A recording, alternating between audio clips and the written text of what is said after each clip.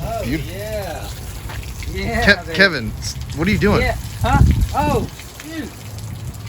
Well, today we're doing plants that love water, Blake. I thought you knew that. Anyway, glad you guys are here with us today on Outdoor Inspirations. Let's go to favorite water-loving plants.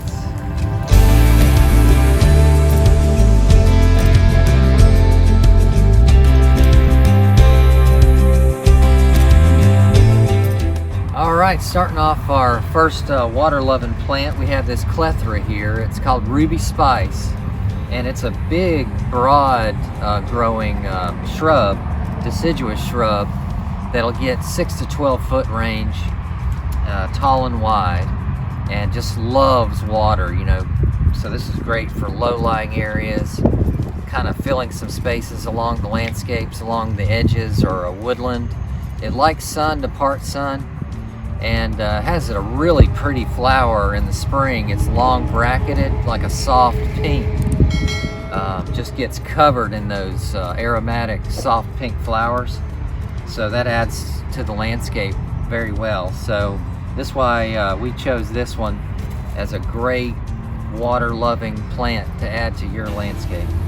All right, next on the list we have is Wax Myrtle. You guys have seen this off the highways in people's yards. It's a native plant that grows very easily. It's very adaptive to a lot of different situations. Loves wet feet, so this one's a great one to add when you have that low spot or that wet spot in your landscape. It'll take some maintenance, so this thing can get really leggy very quickly because it grows quick. So if you like the more natural look, just let this go and just, you know, prune suckers here and there. These can even go to tree form.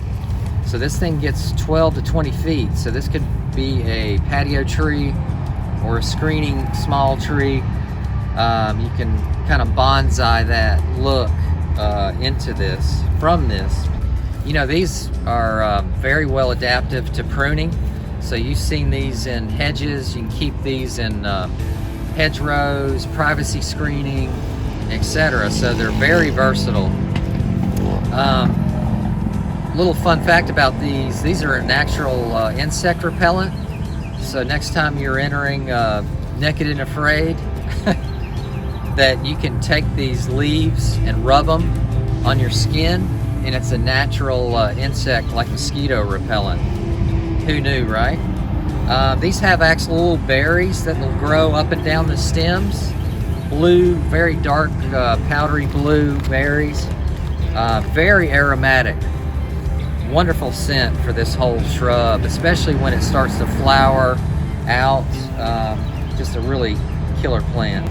All right, add some spice to your water-loving gardening with this one. It's spice bush, Lindera benzoin spice bush. A deciduous, broad growing shrub, about 6 to 12 feet tall. Has a nice foliage, green foliage, attractive leaves. Will spring bloom some flowers. It's kind of a green to yellowish colored flower, which attracts butterflies and birds. And really a cool plant for a water infested area, or if it's poor drainage, you're trying to soak up an area. This is a good plant to add to that. No real insect disease issues, so that's a really good proponent of this plant. So if you're looking to fill up a good space, you know, 6 to 12 feet is a pretty big area. So, you know, give this room to grow, and backdrop it with something evergreen, because you know this is going to lose its leaves. So if you have like a pine edged forest, or if you want to come in front with some evergreens, just realize that this is going to release all the leaves through the winter. So just plan for that. All right, another great water-loving plant is Beautyberry, Calicarpa. This variety is called Issai. Really cool plant. Amazing lilac berries, clusters all over the plant, coming through to the fall, which is just so amazing. Birds love those berries, and they actually make varieties of the Calicarpa series that'll even be white. But back to the lilac version here, they make other varieties that are a little bit more moundy in that Calicarpa family. But this Issai gets about 4 to 6 feet tall and wide, and very good pest disease tolerance, and has a flower in the summer, and then it goes into the berry set in the fall, and just really good for those wet areas, you know, that you may have in the landscape. For several uses, you can border some edges of property line. You can have a section in the front yard, maybe your foundation, as long as you have a really dense bed, because you do want to add complement this with some evergreen, either behind or in front, because this is a deciduous plant, so you're going to lose the leaves. But just a really cool plant, and we added this one to our list. So last one on our list today is iris, variegated iris. This one is likes the wet feet, and you can adapt this to many areas of your landscape. So it's a very good complement to normal foundational or any kind of natural shrubbery, just because of that unique grass effect that it has.